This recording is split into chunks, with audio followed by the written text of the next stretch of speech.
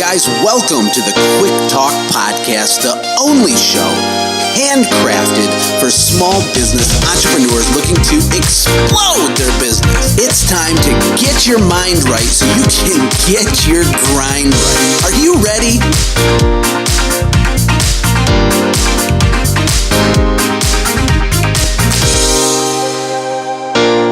Hey guys, thank you for hanging out with me today.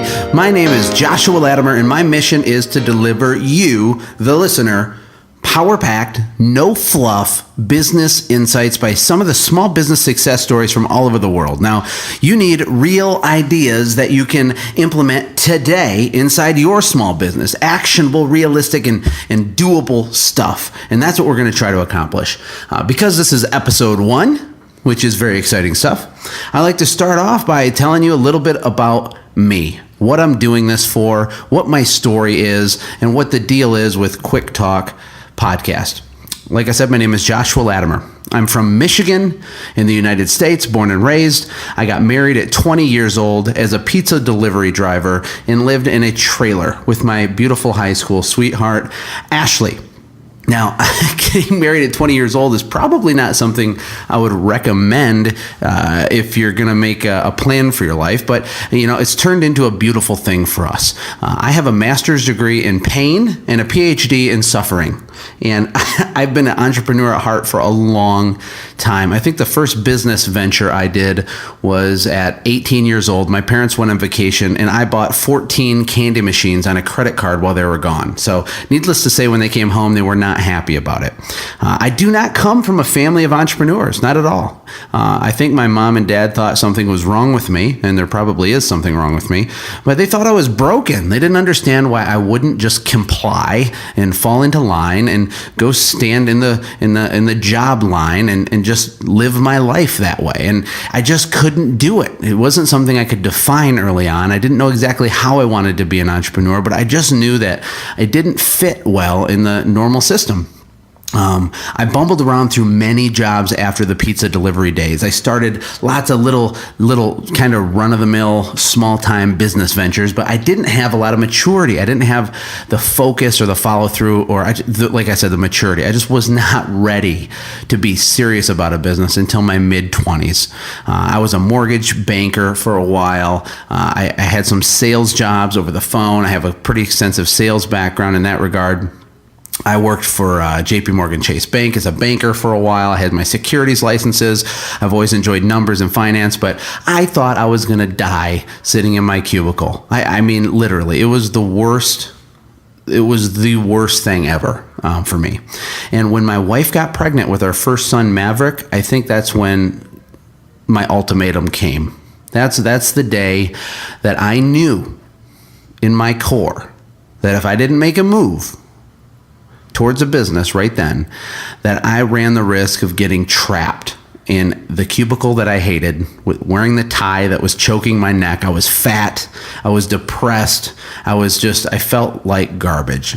And that's when I decided to quit my job at the bank. Now, it's a funny story because when I quit the job at the bank, I started a cleaning business. So I wanted to clean windows, which is a very weird business.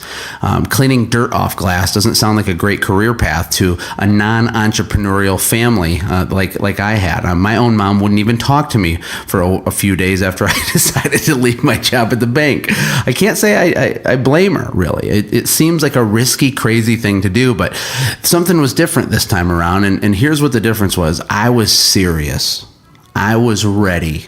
I did not have all the answers. I did not know exactly how I was going to succeed. All I knew is that I was all in. My back was against the wall. I lit the bridge on fire, and oh baby, I just went for it. So with the support of my wife, who's always been incredible, thank God, I started Birds Beware window cleaning in Michigan. It started with a ladder strapped to the roof of a 28-foot ladder strapped to the roof of my 1994 Chevy Cavalier. And I drove around town with that thing probably illegally for quite a while, because I only had that to work with to start out with. We ran out of savings and we burned through cash, and we almost starved that first year. I did $24,000 in revenue the first year, and that was total revenue. That wasn't what I even got to net. So it was a rough year. The first couple winters, I had to take odd jobs. I went into some sales jobs. I went and worked at some agencies. I did whatever I had to do to survive. And, it was hard. It was not easy. There was nothing easy about what I did those first few years. But as I began to progress in my journey, I started to uncover and unlock some really powerful concepts that changed everything for me. Concepts like systemizing your business.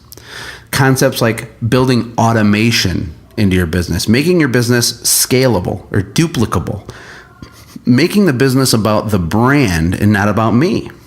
And so as I voraciously read, especially in the wintertime in Michigan, we had no work. I would stay up late at night down in the basement just reading and learning and absorbing. And that knowledge that I learned, all of that data, that information, piece by piece, I'd try to unpack it and try to apply it and try to figure out where it goes and what does it mean for me, and is this really real? Am I wasting my time? And battling fear and doubt all along the way, things started to progress for me. And Birds Beware Window Cleaning is no longer my company. I sold it in the spring of this year.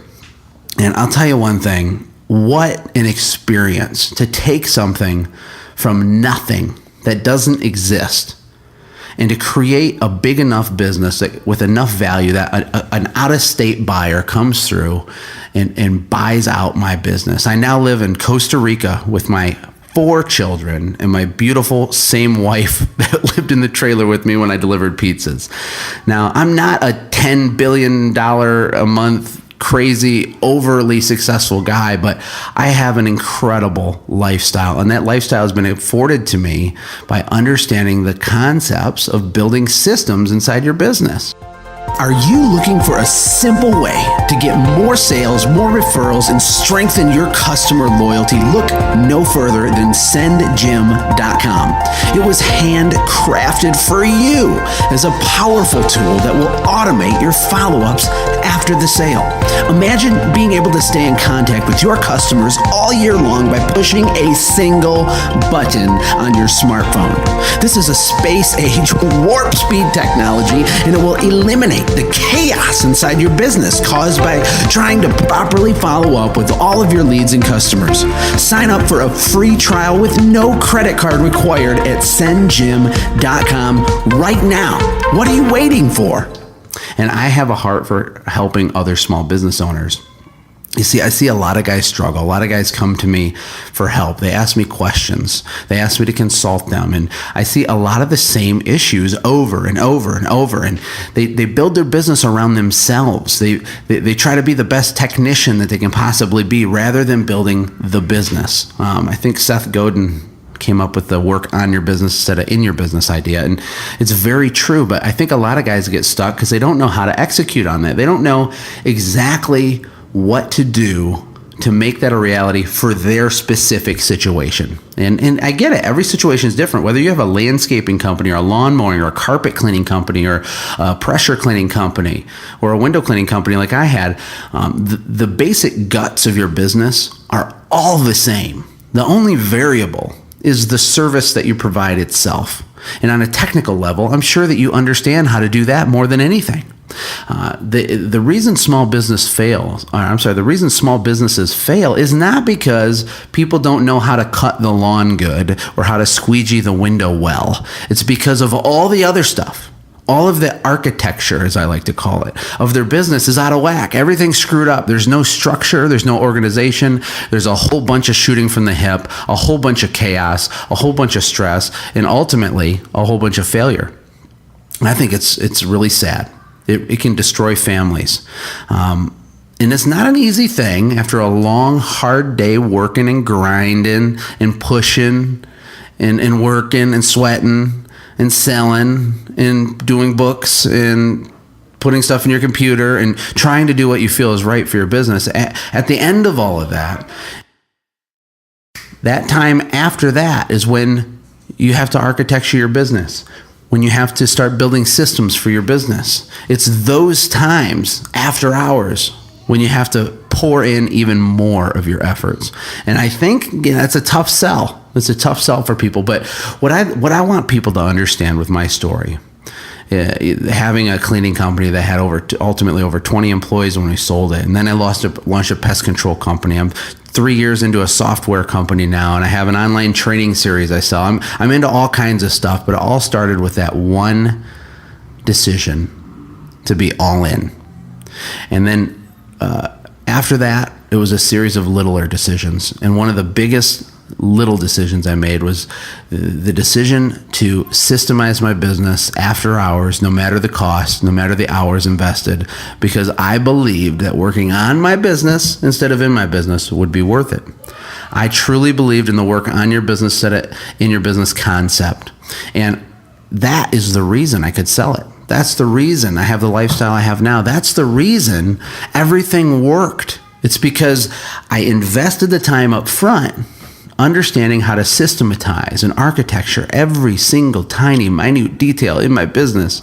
And I spent months and months, year over year, spit shining and tweaking and polishing and correcting and iterating those systems.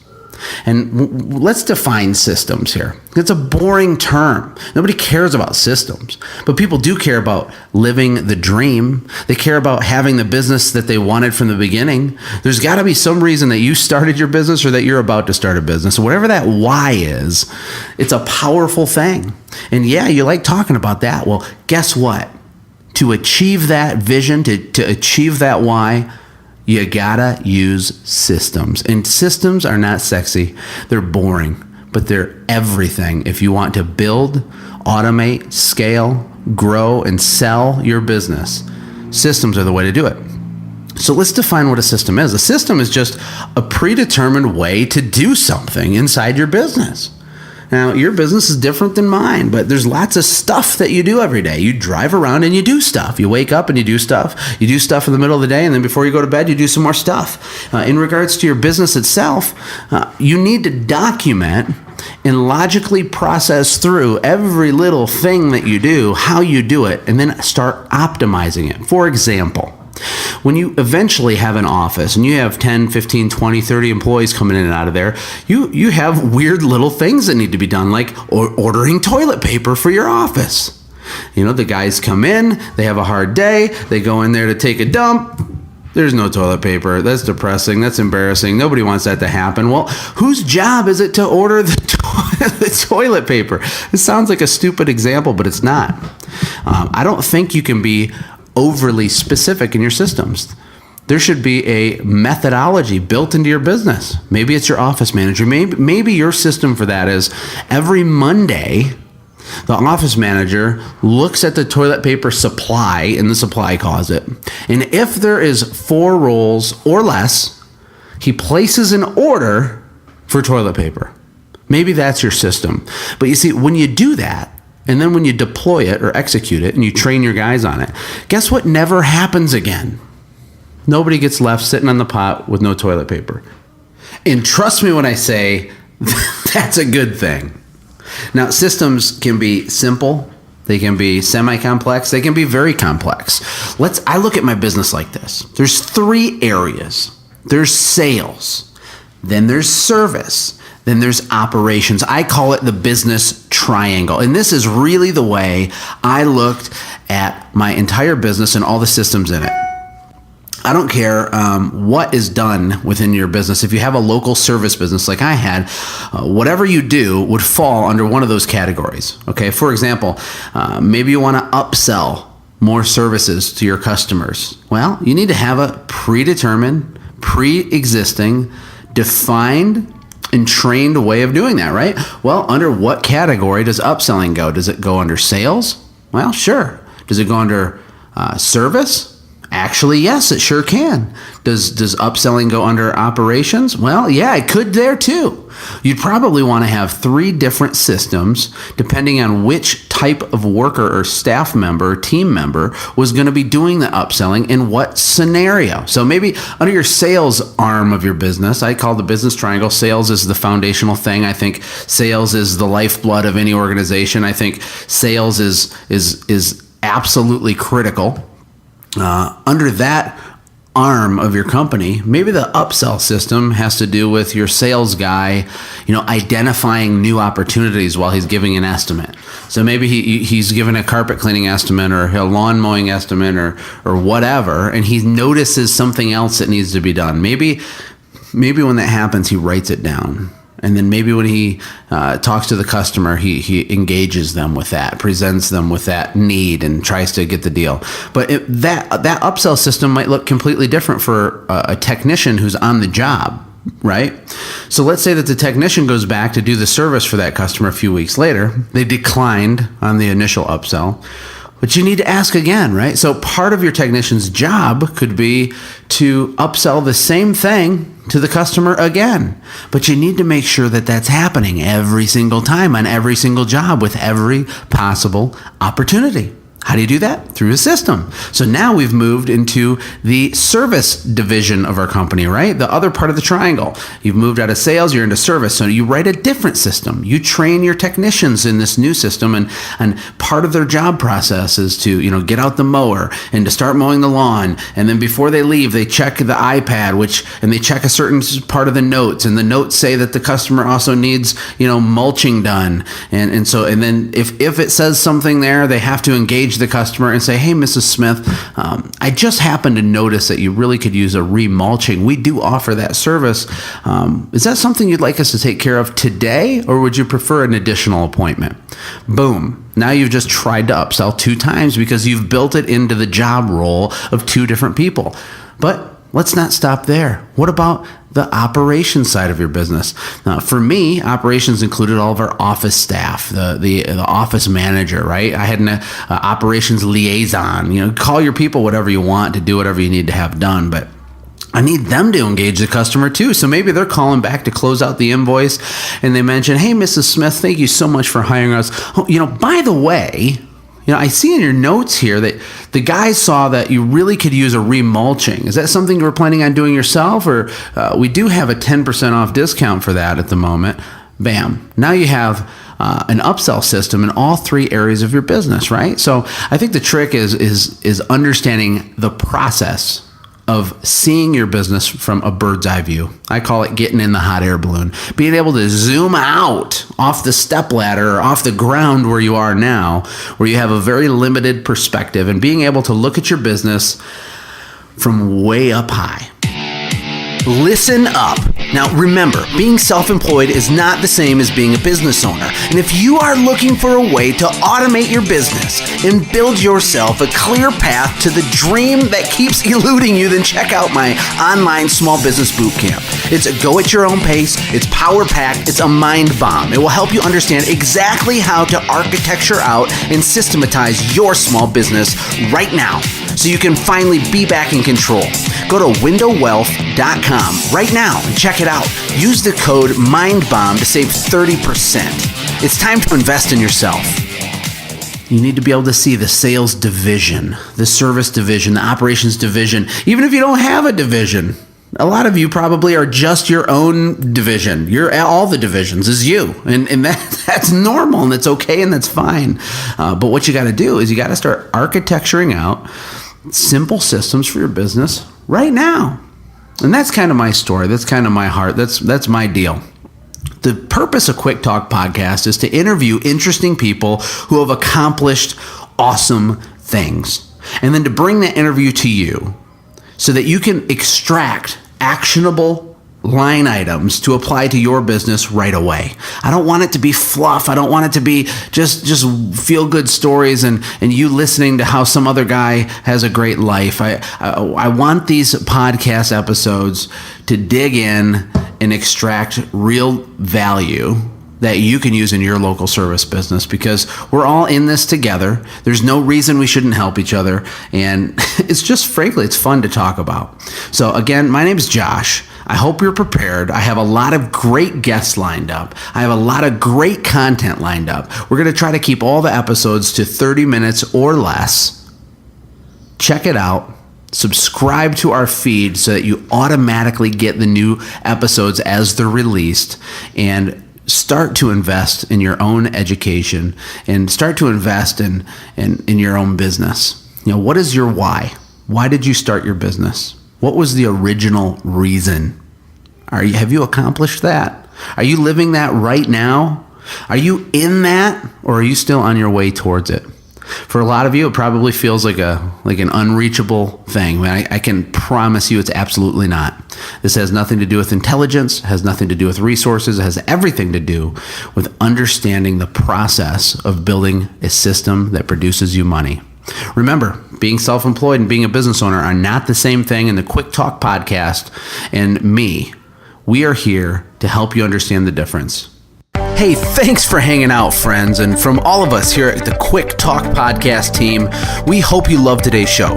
We hope that you were inspired to become a doer and not just a listener. Apply what you've heard today in your own business and watch things change for the better. Lastly, remember that all the money in the world can't save your soul. Seek first the kingdom of God, my friends. We'll see you next time. For more information about the Quick Talk podcast or Joshua's other businesses, visit our website, quicktalkpodcast.com. Have a blessed day.